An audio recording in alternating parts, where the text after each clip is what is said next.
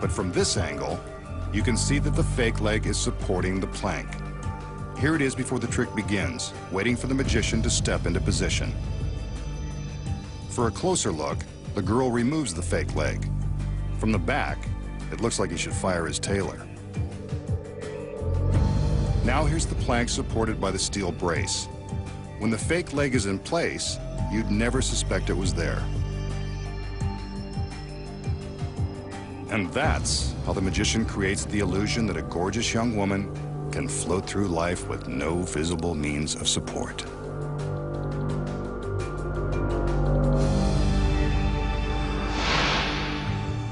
Here's a trick that's common among street magicians.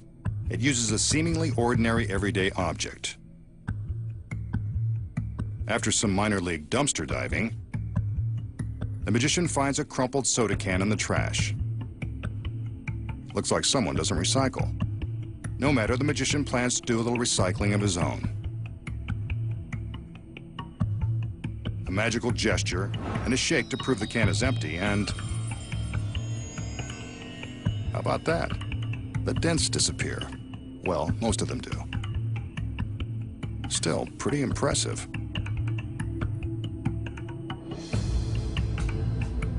Another magical gesture, and the magician attempts to pull the tab and break the hermetic seal. Wait, I thought that this can was empty and discarded.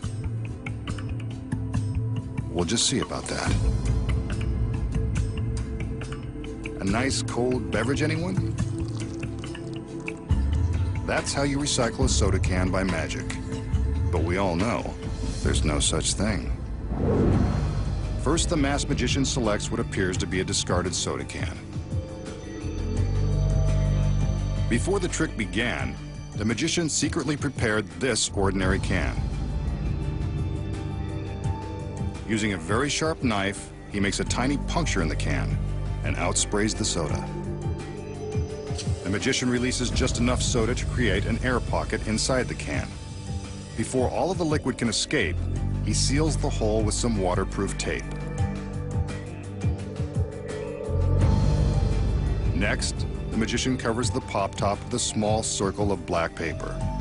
From a distance, the black disc creates the illusion that you are looking into an open and empty can.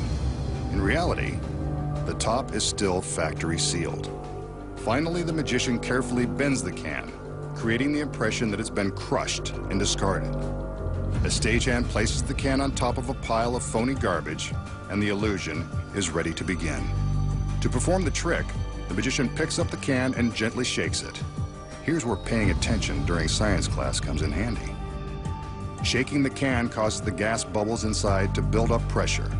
As the pressure increases, the air inside the can expands and causes the dents to pop back out. Next, the magician secretly removes the disc of black paper, revealing the factory seal on the top of the can is untouched. All that's left to do now is flip up the tab, break the seal, and pour out the remaining soda. It looks convincing, but when the masked magician is around, you can bet it's not the real thing. Next, find out how a beautiful girl loses her head and feet when she faces razor-sharp stainless steel blades. And then the magician blows the secrets to capturing a spirit, impaling his arm, causing a woman to materialize by magic, and making a 5-ton elephant appear in a crowd of spectators. The magician has something dangerous in store for us, using this large circular contraption. No, it's not an industrial washing machine or an overgrown donut. It's actually a torture device with a potentially lethal twist. You can see that a table bisects the contraption. There's nothing above or below, as the magician is willing to prove. And since he's probably a bit too stout to fit inside that ring of terror, he calls in one of his lovely assistants. Cute outfit. And the ponytail is a nice touch. Let's hope she looks as good when he gets through with her. His team of assistants enters and quickly goes to work. The two male assistants lift the girl onto the table, while the two women prepare to secure her inside the ring.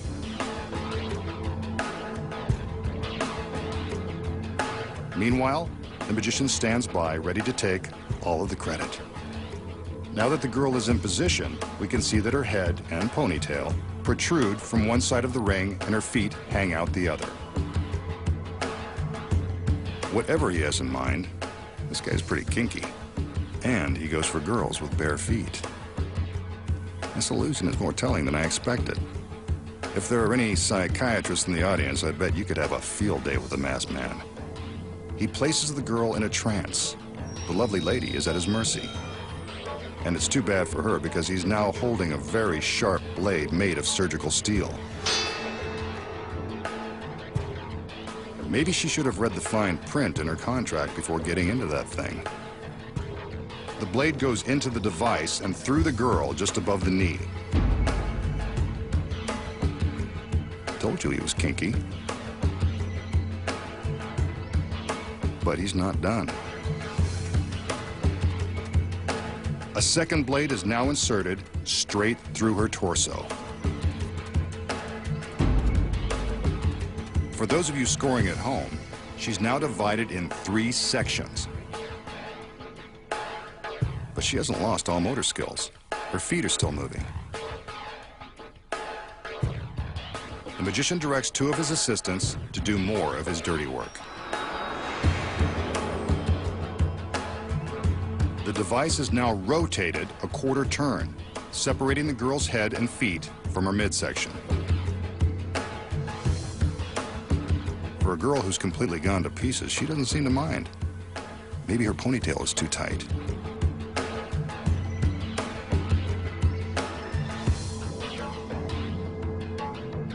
Better put her back together before she realizes something is up. That shouldn't be.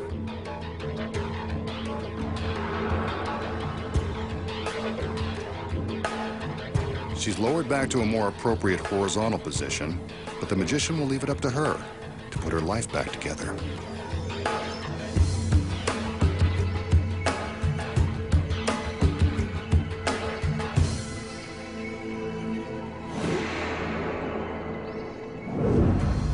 So how does the magician slice his beautiful assistant in thirds without winding up in a slammer? The secret is ingenious. First of all, the blades are real, and they are dangerously sharp. They're not part of the secret. The secrets lie within the circular contraption. From behind, we can see that it's cleverly constructed to contain 2 different compartments. When the illusion begins, the girl is loaded into the device, but she's not being placed on the table, like we are led to believe. Here's how it looks from the back. We can see that her legs are being fed into the compartment in the top of the ring. She can even pull herself inside with the help of some handy hand straps. From the front, it appears as though she's lying across the table with her head and feet exposed on either end. But that's just an illusion. Her legs are snug inside the upper half of the circle. But what about the feet coming out of the other side? They look pretty real. That's because they are. Before the illusion began, another assistant was secretly concealed in the bottom half of the ring. It's her feet we see coming out of the side of the device. As the girl on top is being loaded in from one side, the hidden assistant below slips her feet out the other side. It looks uncomfortable, and it is. But these women know that mind-blowing magic comes with a price.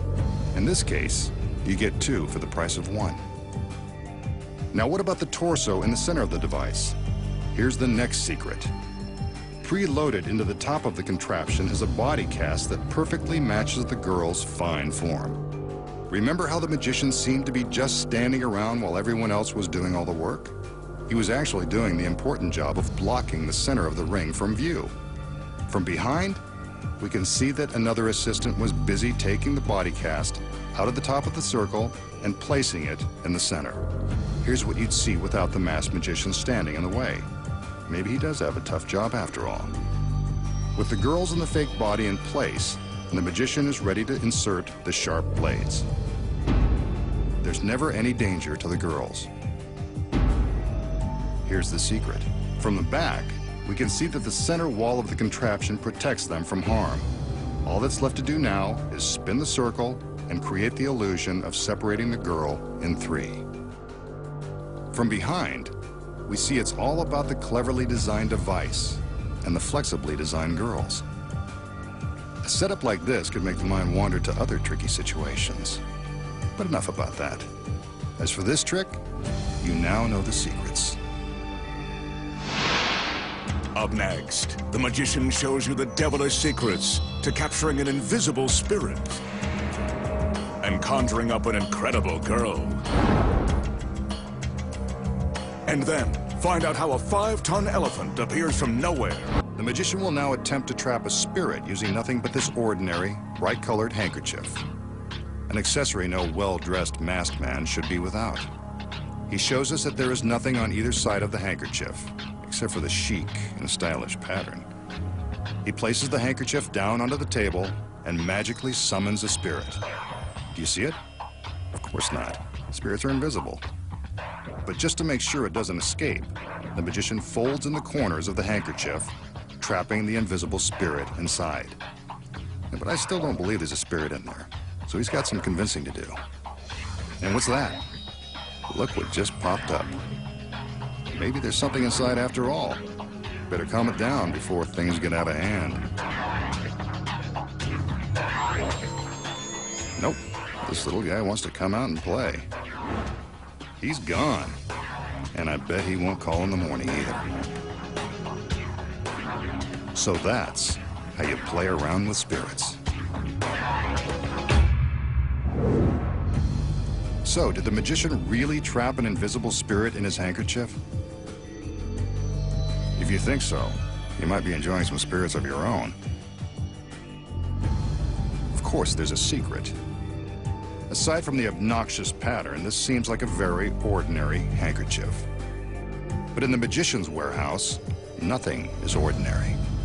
Secretly sewn into one corner of the handkerchief is a small wire rod. When he presses down on the end of this rod, it makes the handkerchief pop up and appear as if a spirit is trapped inside. Take a look at how harmless the gimmick really is. Just a thin piece of very stiff wire.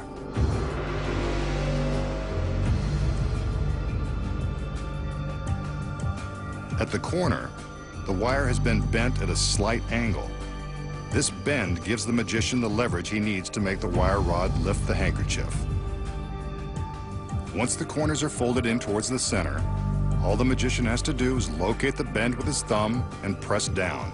The rod does the rest of the work. Ah, if only everything worked this easily. When he removes his right hand, he rolls the tip of the rod around with his left, convincing the audience that there is definitely some hanky-panky happening underneath the handkerchief. And that's how he captures a spirit. No one knows that gaudy fabric is hiding a tiny little rod.